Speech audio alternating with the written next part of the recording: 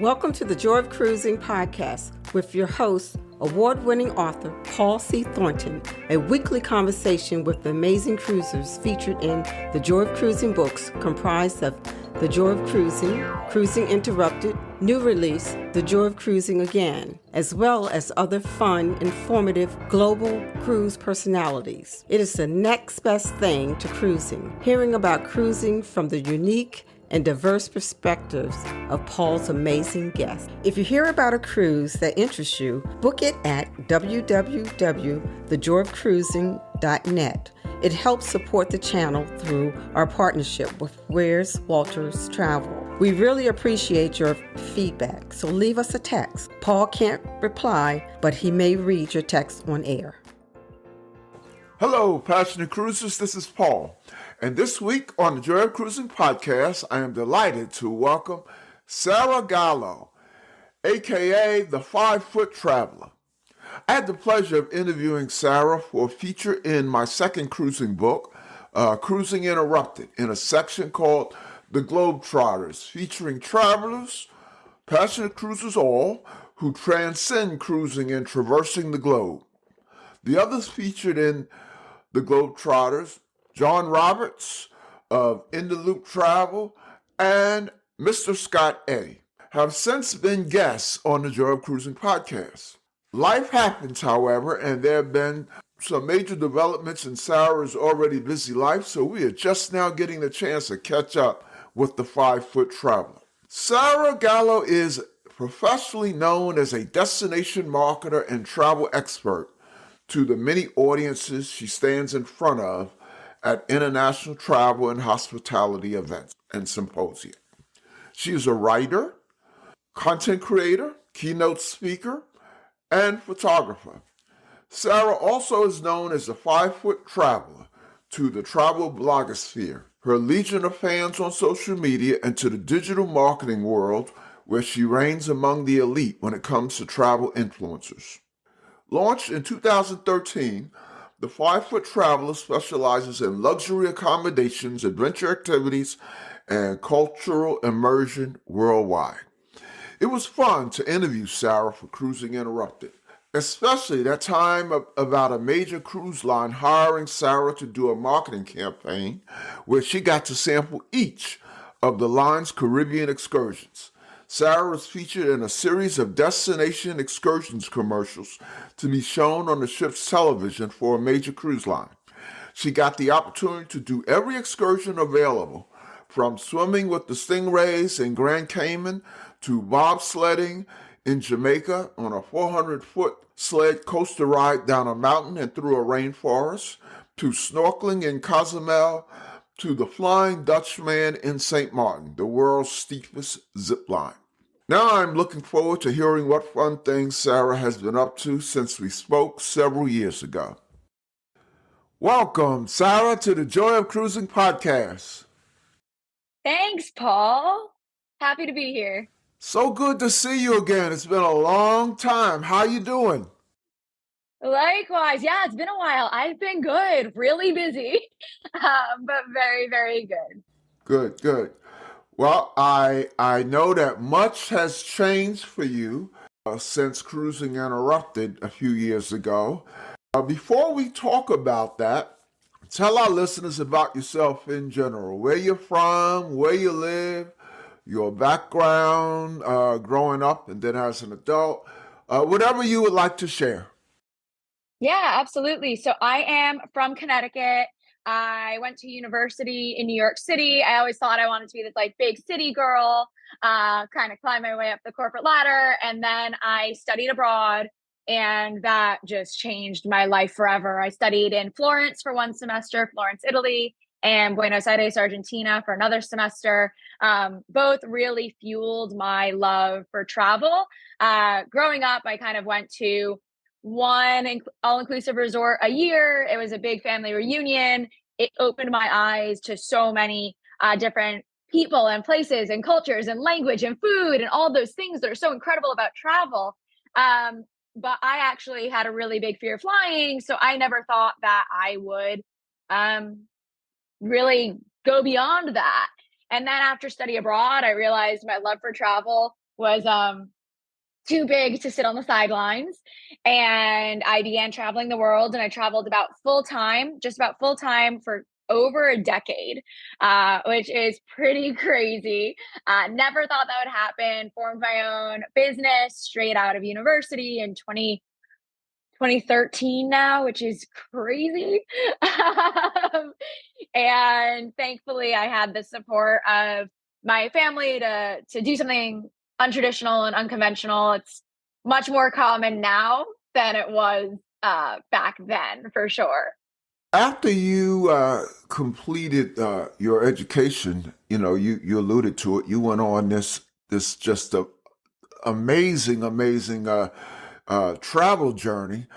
I mean, just the journey itself, or the destinations itself was amazing, but Uh-huh. what you just kind of glided past, and which we covered it pretty much in depth in the book, was you had this debilitating fear of flying, and so I mentioned you. And by the way, well, you could tell how to tell the audience how you got over the fear of flying, and then I'll tell you. Then I'll finish my comment about why I mentioned you recently. Yeah, absolutely. So, yeah, I had a 10-year debilitating fear of flying, major panic attacks on every single flight. And then I thought I tried everything. And one day my mom was like, "Hey, you haven't tried hypnotherapy." And I shot back. I was like, "There's no way I'm doing hypnotherapy. I read that it doesn't work and it's a waste of time and a waste of money."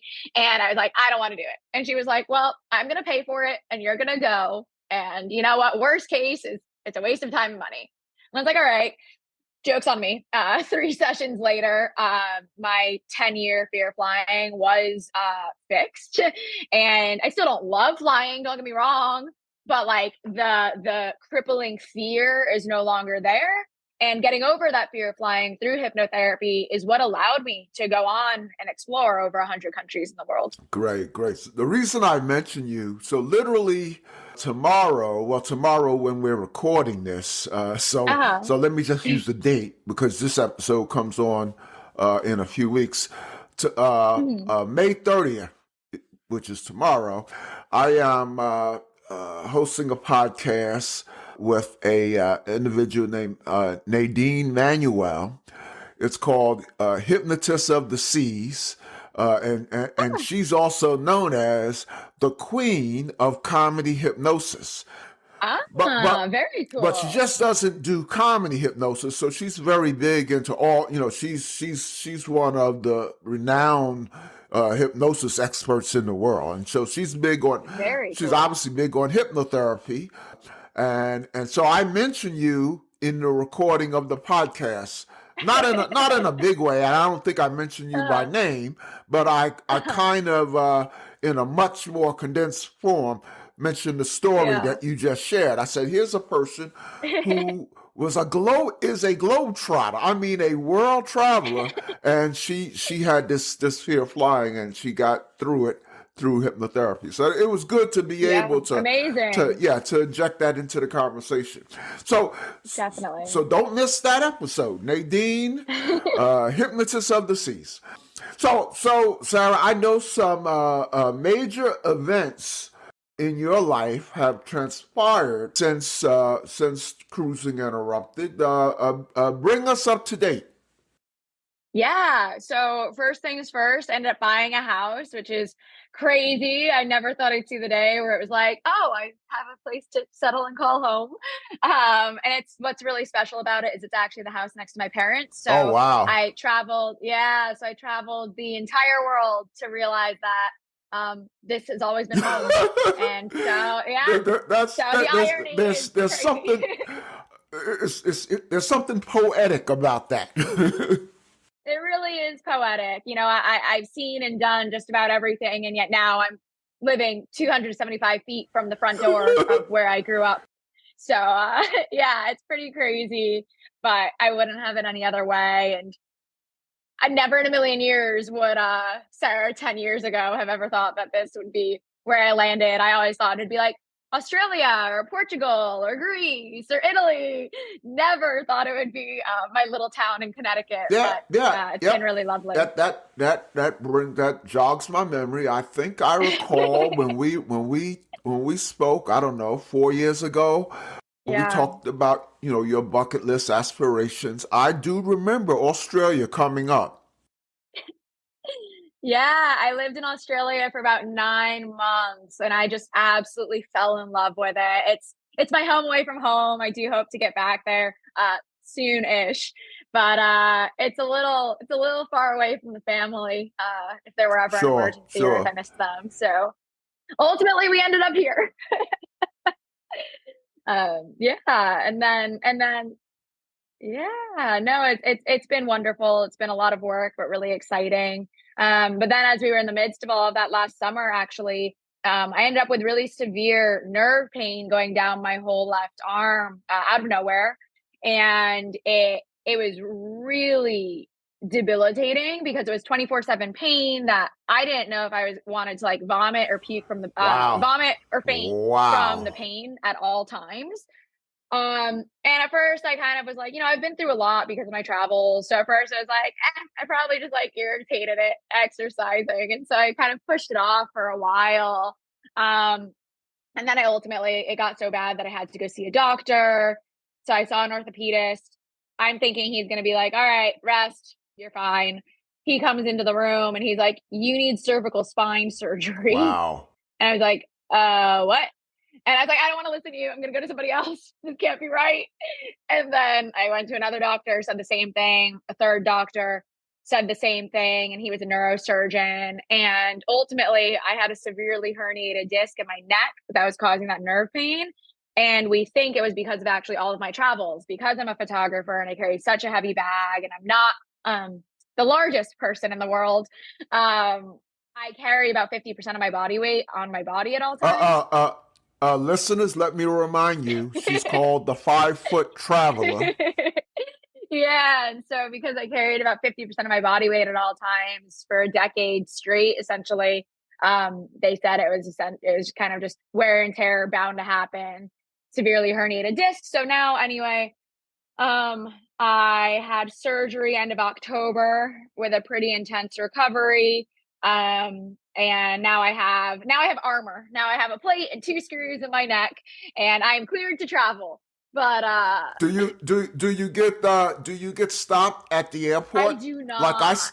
like I sometimes do? That's so funny. I don't, but I have a letter for in case that I do. Okay.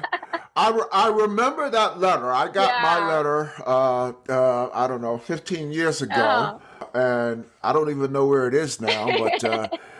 But yeah, I would say 9 times out of 10, when I go through the scanner, they pull that's me so aside funny. and they, you That's know, so funny. and I say, yeah, there's some metal there Yeah, somewhere. somewhere. We just had to fix me up a little bit. Yep, So yep, yep. yeah, so that was it was pretty funny though because the my neurosurgeon was like asking, what I do for work and what do some of my travels look like? And I was and like one of my first questions was like, so will I ever be able to bungee jump again? And he just looked at me and was just like, oh my gosh. He was like, wait 18 months if you're gonna do it. But he was like, I can't tell anybody it's good to bungee jump. It was Will very you will funny. you will you be able to bungee jump Yes, again? Well, I already I told will. the listeners. Yep, yep. I already told the listeners about your affinity for those kind of challenging. What did you do? You went on the world's I did the largest world's zip line. I've Zip done line. that. I've also done the world's highest bungee jump. So I've done that as well. Wow, Yeah. wow. I love that So stuff. so So that gets us kind of up to date with the major events. Yeah. Now, what about professionally? What are you up to these days? I mean, when you were laid up after the surgery, I don't suppose. Well, I guess you could do some things online, but you were kind of out of sight for a while. And Yeah. what are you doing these days? Yeah. So it was really tough recovering from the surgery mentally because obviously all I wanted to do was travel. That's who I am to my core. So I did prior to surgery, actually, soon after we last spoke, so about 4 years ago, I launched my own consulting business where I consult largely tech companies on their social strategy and brand messaging. So I'm doing some of that. And then, of course, once I got the house, I also pivoted into some lifestyle content. So I've worked with some really incredible partners to do some before after content as we renovated different spaces in our house. So while I wasn't able to travel the last few months, I really took a lot of the skills that I learned while on the road and applied it to our home. So that way it wasn't like wasted time where I was just kind of stuck sitting on the couch. So that's been really good. So between the consulting company and then kind of getting into interior design and taking what I've learned to apply it to the house, as well as starting to reach out to companies to plan for, the second half of this year where I'm now fully able to travel again with no restrictions. I mean, there's restrictions as in like I need to travel with more pillows than I used to for my neck. But beyond that, I'm restriction free, which is pretty amazing. When I spoke to you last, we were either headed into the cruising Yeah. lockdown, or it was during the cruising lockdown. I Okay. know the book Cruising Interrupted came out, and we were still locked down. Yes. So since then, that's been several years ago, and then you had the extended time off for your convalescence. What travel have you done since I last spoke Yeah. to you? So I've still done a ton of travel since we last spoke. Oh, I would imagine that you have. So I went on an incredible Alaska cruise. It was with Alaskan Dream Cruises. The reason I named them specifically is because it was one of the most special experiences I've ever been on. The cruise was tiny. Don't quote me on the number, but I think there were like 50 of us, something tiny. Holy And the cow! service was just out of this world.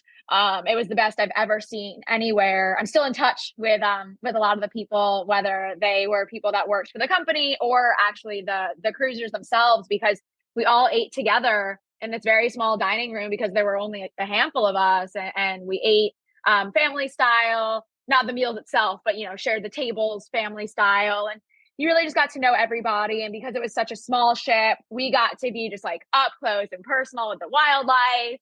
So we would just be surrounded by whales, and they would be like there, like zero zoom on your iPhone right there. So that was unbelievable. I've done 2 different Eastern European cruises. I've done a European cruise to Iceland, England, Ireland, France, and the Netherlands, a Bermuda cruise. I've gone to Aruba, checked out a lot of different domestic spots. So I did Yosemite and Joshua Tree in California. I went down to Naples, which is like my home away from home here locally. And then one of the most special ones was I went to Las Vegas to see U2 perform at the Sphere, and U2 is my favorite band. Oh, that's visiting the Sphere in Las Yeah. Vegas. I like you too, but Yeah, they're my favorite but band. just visiting the Sphere Yeah. is like on my bucket list. Oh my gosh, it was so cool. Yeah, so I ended up seeing 3 different U2 shows there over 2 different trips. And then we also saw Postcards from the World. It was spectacular. It's unlike anything you've seen anywhere else from visually. Yeah. I mean, we've been to Vegas a million times, but Yeah, I want to go experience that. So say a little bit. definitely. I know this is a little off topic, but you're the first person that I have spoken to uh, who actually experienced the Sphere. yeah. So say a little, and for the few listeners for the listeners who don't know what we're talking about, say something about that, and then say what it was like to go in there. Yeah, so the Sphere is this new construction in Las Vegas. It's the first of its kind. It took, I think, billions of dollars to build. And ultimately, what's really cool about it is that it was made for music and for live events in a way that stadiums and arenas weren't meant for, because stadiums and arenas are typically meant for sports first and then kind of concerts second. Whereas the Sphere was built, the way they built the audio and visual into the infrastructure itself was made for music and sound. And so it's incredible because I experienced it both from the front row and nearly the last row. So I kind of had the whole spherical experience, and you leave without your ears ringing. There's no ringing in your ears because the sound is so balanced when you're there. And so they have, of course, they have residencies. So U2 was the first residency, blew my mind. Then they had Fish, and now they have the Grateful Dead. But while all of that's also going on, they have something called Postcards from the Earth, I think is what it's called. And you go, and it's this immersive experience with this screen that's so larger than life.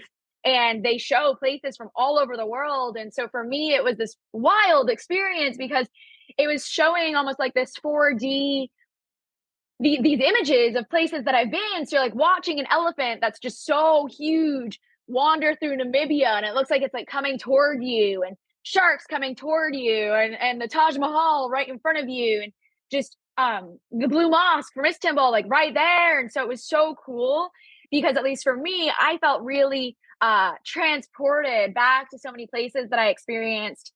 A lot of them were many, many, many years ago. So I highly recommend any traveler go and check it out. It's an experience in and of itself. And then add on some of the national parks because those are beautiful, beautiful, beautiful as well. So that show, the postcard show, that doesn't involve a headlining act, right? You're just taking in the technology. Correct. So it's almost like if you think of like IMAX, but times 20, you essentially have what that is. And that runs all the time, right?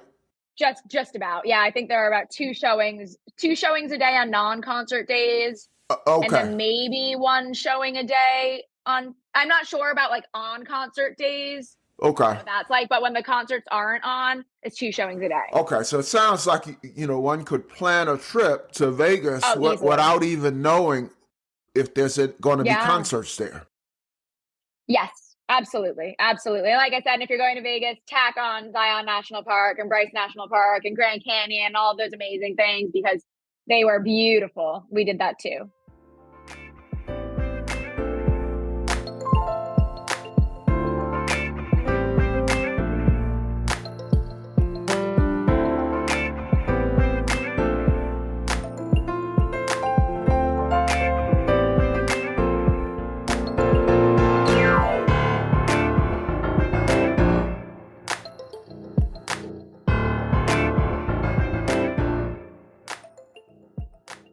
For the listeners, the way I got fascinated by the sphere is, I've obviously only seen the outside, but if, in case you haven't seen it, on the outside, it changes appearance, almost every day. So, yes. So when the NBA was playing games in Vegas, it was like a giant basketball.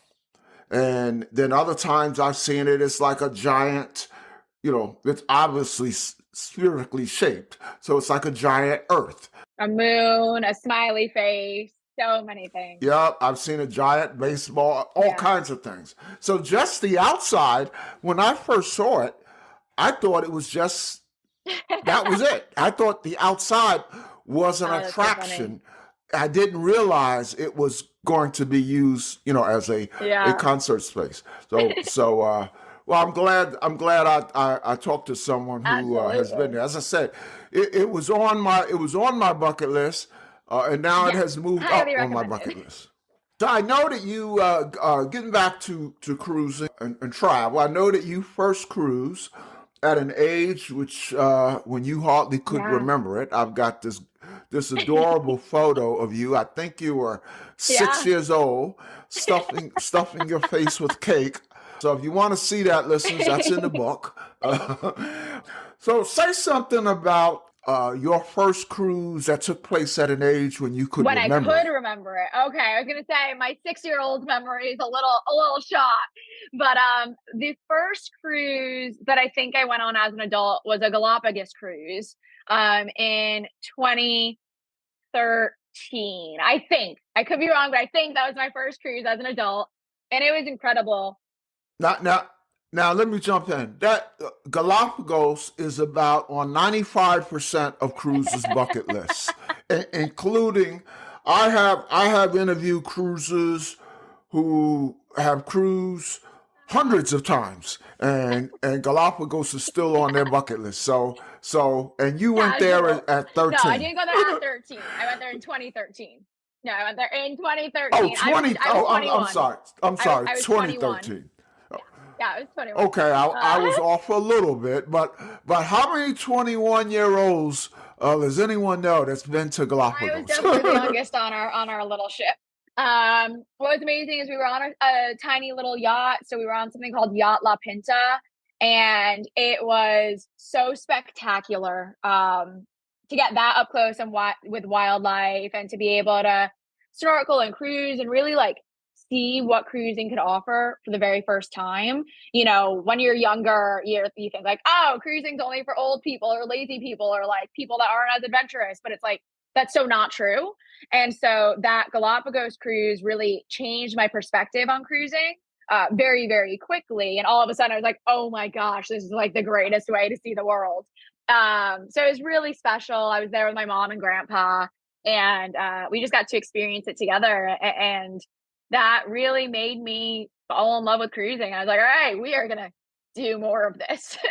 Of course, it's not hard to fall in love with cruising when your first cruise is Galapagos. You know, I usually ask people after I ask them to talk about their first cruise. Usually, the next question out of my mouth is, "Did you get hooked?" I'm not going I to got bother hooked. with you. Yeah, that's pretty straightforward. I mean, going to Galapagos, asking the question, "Did you get hooked?" is sort of like, "Did you really just Yeah. ask that?" Oh, that's hilarious. So that was the start of your amazing cruising career, and I know it's amazing because I have an idea of what it involves. I mean, you land travel far more than you cruise, but you've gone on some unbelievably I memorable cruises. have. Just give the listeners a sense of a little bit of what you've done on the Woo! water. All right. So I have Galapagos. I've done the Yangtze River in China. I've cruised down the Nile. I've cruised through Alaska. I've done just about every part of the Caribbean except for Southern Caribbean. I've cruised through Europe. What else? Yeah, I've done the Caribbean multiple times, all different areas. Um, the most special ones for me are the small ship cruising. It's what really allows you to get up close and personal with the places that you're experiencing, as well as the people on board. And so much of the time, the people you meet on board are equally as special as the places that you visit. And so that's pretty remarkable. I know I'm missing many cruises in that very quick rundown. Uh, Talk about the one where I recall this in the book, where you passed the hanging coffins. Yes, so that was the cruise in the Yangtze River in China. And that cruise was wild because we booked it relatively last minute. And I didn't know anything about the area, anything about the region. And yet I spent about 3.5 weeks traveling through China. And that was the highlight without a doubt, because we sailed from, let me think, we're making me think hard now. It was like close to Nanjing all the way down to Chongqing, which is then we did a quick transfer to Chengdu to see the pandas. But the cruise itself was outstanding. It was like this 5-star ship. Yeah, you see hanging coffins amongst cliff sides. You get introduced to culture that you wouldn't see via land because they were these small villages. You see areas where they say, hey, under here, there's an entire village underwater that was, swept away. So it was really special, and they did an amazing job of providing fluent English tour guides in every stop too. So that way, like, we really got to immerse ourselves in the culture. But the thing that was so beautiful was honestly just sitting on deck and watching these just like giant cliffs pass you by the entire time. It was just spectacular. Just as impressive are some of Sarah's amazing land trips. Give us a few highlights, Sarah. Oh my gosh. So I have road trip through Mongolia. I spent 11 days road tripping through Mongolia. It was, looking back on it, it was the most unique experiences I've ever had because we camped the whole time. You had zero cell service. So I was completely off the grid for 11 days. And it was just you, your driver. I had one friend with me, and there were no roads really. You're just trusting that the driver knows where to go, and you're seeing landscapes that were once ocean floors, and you don't see anybody else, nobody in sight. Occasionally a local in a yurt here or there, but that's about it. So that was really unique. I've trekked with the gorillas in Uganda. That was incredibly special. My whole family was with me. We saw silverbacks and we saw babies, and that was absolutely, everybody should try to trek with the gorillas if they can. I Did you go on another trip to Africa, and it was sort of your Yes, first trip, sort of like not your yeah, first ever land trip, but it was sort of the uh-huh. beginning of the 5 foot traveler brand. Yeah, so it's the beginning. So you got it exactly right. So I studied abroad twice before I launched like the 5 foot traveler originally. So first, my brand name was like Ciao Firenze, which was when I studied in Italy, and then my brand name was Blonde Brains Buenos Aires when I lived in Argentina. And then after that, I did extensive travel during both of those semesters. But after that, I realized I wanted to bet on myself. I came up with the 5 foot traveler brand and decided like, let's try this. And again, the world of influencers and content creators didn't exist back then. And yeah, the very first trip I did was a 2 month trip camping through South Africa, Namibia, Botswana, and Zimbabwe, and Lesotho. And Amazing. it changed my life. It pushed me in ways I never thought I'd be able to be pushed. And I saw and experienced places I never thought I'd be able to experience. And to date, it was one of the greatest experiences of my life. And it really just kickstarted my career. I started partnering with brands out there before that was really even much of a thing. And it was just truly outstanding. Let's talk a little bit about the future. You have Yeah. anything booked right now? So I don't have anything officially booked, but I have a lot of things in the making. Because what was hard with my cervical spine surgery is I couldn't book anything too far out because I didn't know how I was going to heal. And so now that I have the green light to travel, now I'm in the midst of planning what I'm going to do for the second half of the year. And I just got back from my very first post surgery international trip, which is really exciting. I went to the Azores. I just got back last week. And that was, oh my gosh, it was so pretty. Yeah, So it felt good to be back that on the was road. a land trip. Yep, it was a land trip. It was a bit complicated to plan because we did multiple islands. But oh my gosh, I like so highly recommend it to everybody because it was beautiful. And there are some cruises that will stop at the main island of Sao Miguel. I know that Celebrity stops there. That's the main cruise line that I know, but I know they stop there, I think, on one of their transatlantic itineraries. Yeah, I was on a transatlantic a couple of weeks ago. Oh, super Yeah, and cool. it went through there. It was my first cruise on Virgin Voyages. Very Yep, nice. I've heard fabulous yep, things. yep. Oh, I'm a convert. So Nice. it was my Nice. first, but certainly not my last. But yeah, we Yeah. stopped in Madeira, Funchal, Madeira. Ah, that's Yeah, awesome. and then our next couple of stops were in Spain. We left from Nice. Miami. So Very cool. yep, yep.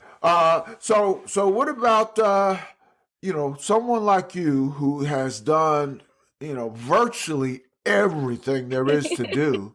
Do you have anything on your bucket list, cruise or I land do. travel?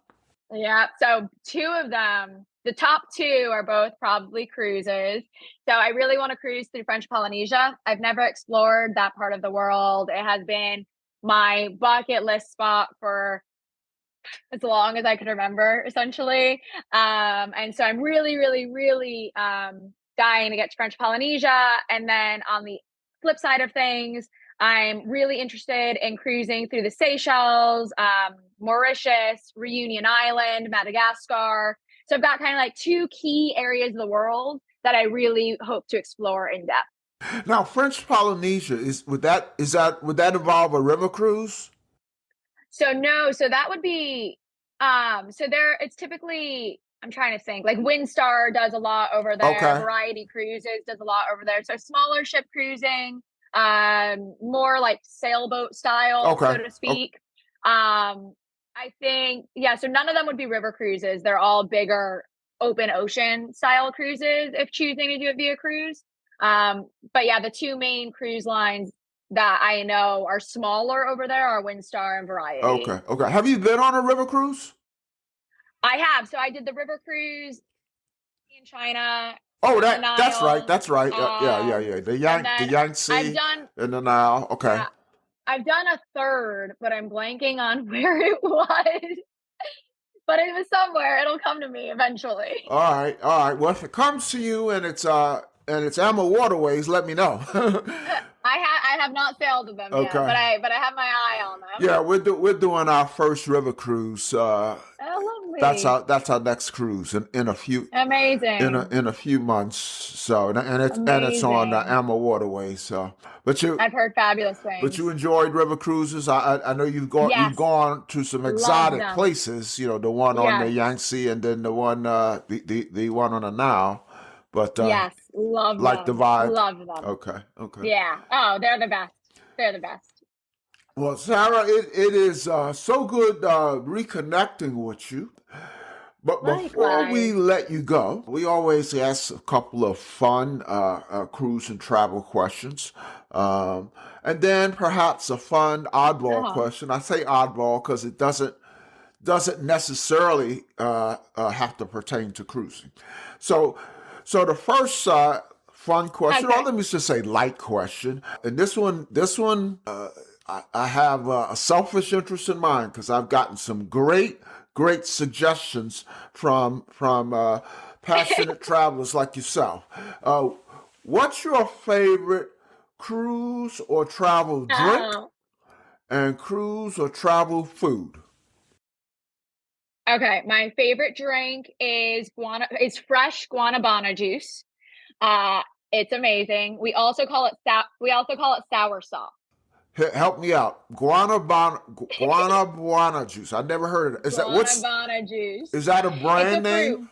Nope, it's a fruit. I think it's from Central or South America. I don't know its total origins, but that's where I've had it.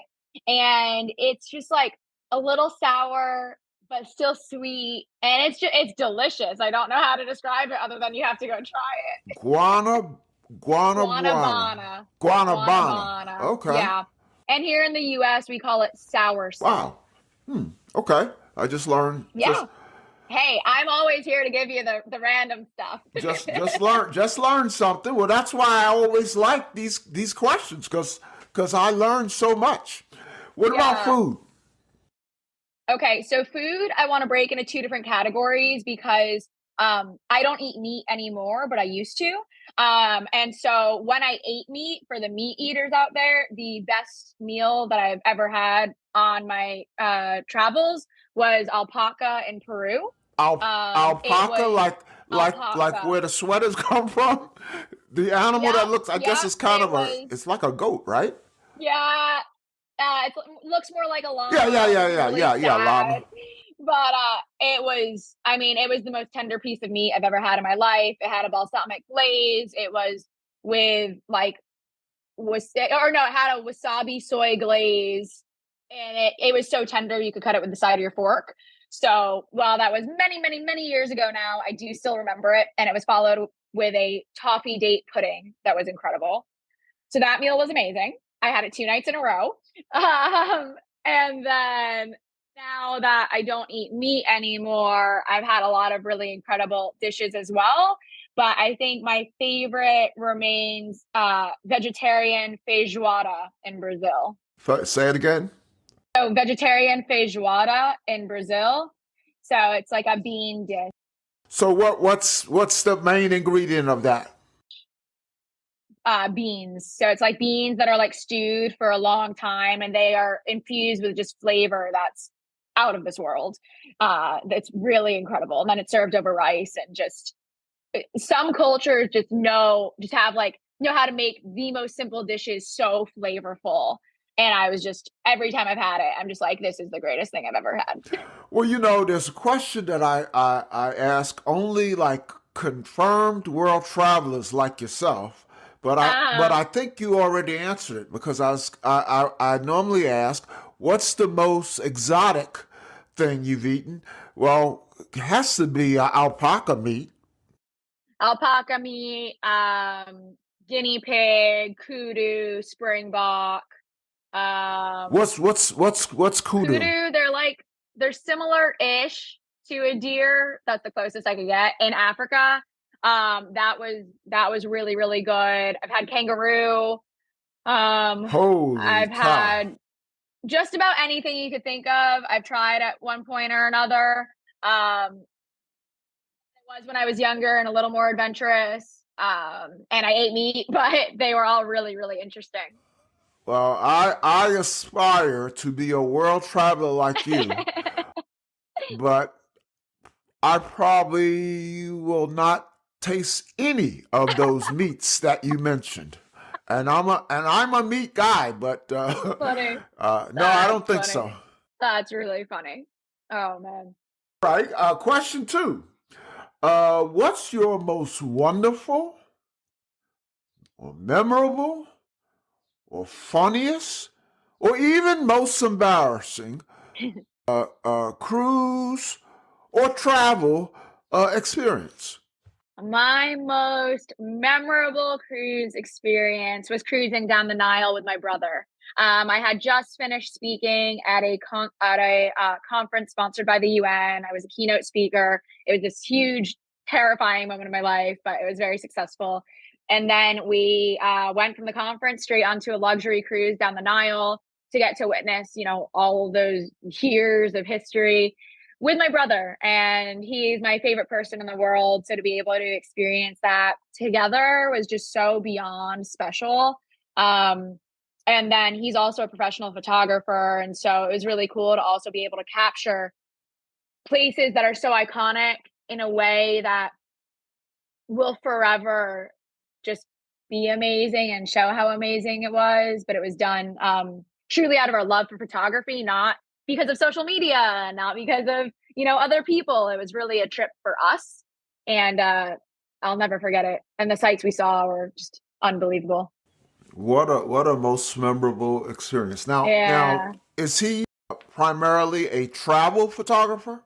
So he does kind of a little bit of everything. He does a lot of portrait photography, a lot of landscape photography, and then he does travel photography maybe 2 to 3 times a year. He is, whenever I get the chance, he is my number one go-to. Essentially, he gets first pickings as my plus one for the best, most exotic trips is what he gets, which, not too difficult a life there. So he's the number one. Yeah, that Yeah. sounds Yeah. pretty good. Sounds pretty good. The oddball question. First of all, I know that 5 Foot Traveler has a large following. Welcome to the many 5 Foot Traveler fans and friends who might be listening. Share one thing, Sarah, that my listeners and your fans and friends don't know about Sarah. All right. Well, I already shared about my fear of flying, so we're gonna come up with something new. Maybe we'll piggyback off the whole exotic food section. When I was in Namibia, I was invited into the home of a local tribe, and they put out food for us. And the food was a big, juicy caterpillar that was bigger than my ring finger Oh or my pointer goodness. finger, and thicker than any of my fingers. And over there, culturally, it would have been really rude to refuse the food. And so I ate a big, juicy, disgusting caterpillar with a tribe in Namibia. And it's the worst thing that I've ever tasted in my life. Wow, I have Africa on way up on my bucket. Oh, as it should be. Last week, I just did a podcast with a person who did a 73-day Wow. cruise, and it had 26 Amazing. stops in Wow. Africa, and so that's my I love dream it. trip. Although my wife wouldn't stay on a cruise ship for 73 Sounds days. like the dream. However, I may cross Namibia off. Or put it this way: when I go to No Namibia, caterpillars. excuse my bad grammar, I ain't eating with a family. Namibia is incredible, though. You can't miss it. But maybe no caterpillars. All right. Well, I'll go to Namibia, but no, I don't think I want any caterpillars. Oh, that's funny. That's funny. Well, Sarah, it is so good seeing you again virtually after all of this time. Thank you so much for coming on the Joy of Cruising podcast. There are few people I know, if anyone, who travels as adventurously and exotically and as interestingly as you do. So I know that we're going to ask you back. If you will be back. So absolutely, I would love that. All right. Well, Sarah, all the best to you and all the best to 5 Foot Traveler. And as I like to say, I will see you on the ocean. Yes, I will. Thanks so much, Paul.